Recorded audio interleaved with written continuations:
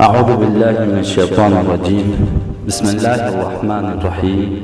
الحمد لله رب العالمين، والصلاة والسلام على أشرف الأنبياء والمرسلين وعلى آل بيته الطيبين الطاهرين، واللعنة على أعدائهم أجمعين. اسلامی کلاسز میں تشریف لانے والے دوستوں کی خدمت میں درس اخلاق کے چھٹے درس کا خلاصہ پیش کیا جاتا ہے. اس ہفتے میں امام جواد علیہ السلام کی شہادت تھی. اس حوالے سے آپ تمام محبین آل محمد کی خدمت میں تسلیت و تہنیت عرض کرتے ہیں. امام جواد علیہ السلام فرماتے ہیں: من اصغى الى ناطق فقد عبده، فإن كان الناطق عن الله عبد الله، وإن كان الناطق ينطق عن لسان إبليس فقد عبد إبليس. جو بھی کسی ناطق کی بات کو سنتا ہے، بات کرنے والے کی بات کو سنتا ہے، وہ گویا اس کی عبادت کرتا ہے. بس اگر وہ خدا کی جانب سے بات کر رہا ہے تو خدا کی عبادت ہوگی، اور اگر وہ شیطان کی جانب سے بات کرے تو شیطان کی عبادت ہوگی. دوستان عزیز، ہم اور آپ ابھی حصول علم کی راہ میں ہیں، لہٰذا یہ علم اور یہ حدیث ہمارے اور آپ کے لیے بہت مفید ہے اور قابل توجہ ہے کہ ہم اور آپ جو علم سیکھ رہے ہیں، جس یونیورسٹی میں ہم اور آپ پڑھائی کر رہے ہیں، جو استاد ہم اور آپ کو پڑھا رہا ہے، جس کتاب کو ہم اور آپ پڑھ رہے ہیں، کیا وہ ہمیں خدا کی جانب لے جا رہی ہے یا شیطان کی جانب؟ جو استاد ہمیں پڑھا رہا ہے، کیا وہ ہمیں خدا کی جانب لے جا رہا ہے یا ہمیں شیطان کی جانب لے جا رہا ہے؟ توجہ کرنے کا مقام ہے، کیونکہ امام فرماتے ہیں کہ انسان جس کی بات کو سنتا ہے گویا اس کی عبادت کرتا ہے. جس کتاب کو آپ مطالعہ کر رہے ہیں گویا آپ اس کتاب کی عبادت کر رہے ہیں. جس ویڈیو کو آپ دیکھ رہے ہیں گویا آپ اس کی عبادت کر رہے ہیں. جس آڈیو کو آپ سن رہے ہیں گویا آپ اس کی عبادت کر رہے ہیں. جس سلیبس کو آپ پڑھ رہے ہیں گویا آپ اس کی عبادت کر رہے ہیں. اس بنا پر انتخاب کتاب میں دقت کرنی ہوگی، انتخاب خطیب، اسپیکر، استاد میں بھی دقت کرنی ہوگی، انتخاب سلیبس اور سبجیکٹ میں بھی دقت کرنی ہوگی. چونکہ اگر وہ اپنی بات کو خدا کی جانب سے بولے گا تب ہم اور آپ خدا کی عبادت کر رہے ہوں گے، لیکن اگر اس نے غیر خدا کی جانب سے یا شیطان کی جانب سے شروع کر دی تو گویا ہم اور آپ شیطان کی عبادت کر رہے ہوں. لہٰذا دقت کریں ان روایتوں پر کہ جو ہمارے اور آپ کے لیے بہت مفید ہیں.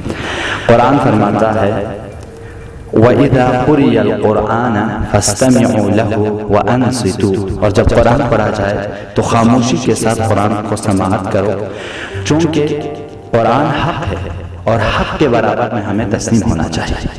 روایت میں ہے کہ اہل بیت علیہ السلام بھی قرآن کی طرح معصوم ہیں. قرآن اور اہل بیت دونوں عدل ہیں، دونوں برابر ہیں، دونوں معصوم ہیں، لہذا ان سے کوئی خطا سرزد نہیں ہو سکتی.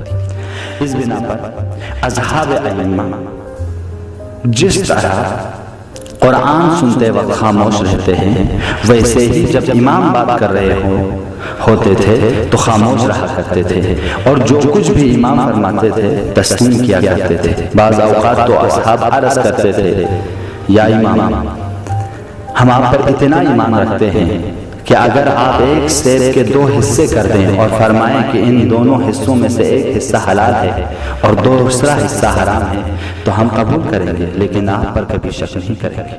کیوں؟ کیونکہ دوستو وہ جانتے تھے کہ یہ امام ہے، لہٰذا ان سے یہ امام ہے، یہ معصوم ہے، ان سے کسی قسم کی خطا اور اشتباہ سرزد نہیں ہو سکتی.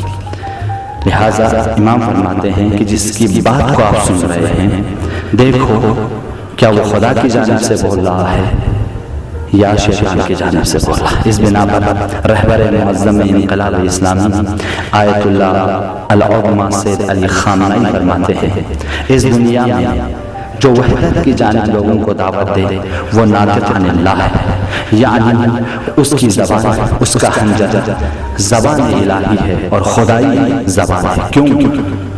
کیونکہ وہ وحدت کی جانب قرآن کی جانب دعوت دے رہا ہے، لیکن جو زبان اور جو کلام مسلمانوں کے درمیان باعث اختلاف بنے، مسلمانوں کے فرقوں میں ایک دوسرے کے خلاف اختلاف ایجاد کرے، اور وہ زبان جو اختلاف ایجاد کرنے میں استعمال کی جائے وہ ناطق عن لسان شیطان ہے، وہ شیطان کی زبان سے بول رہا ہے۔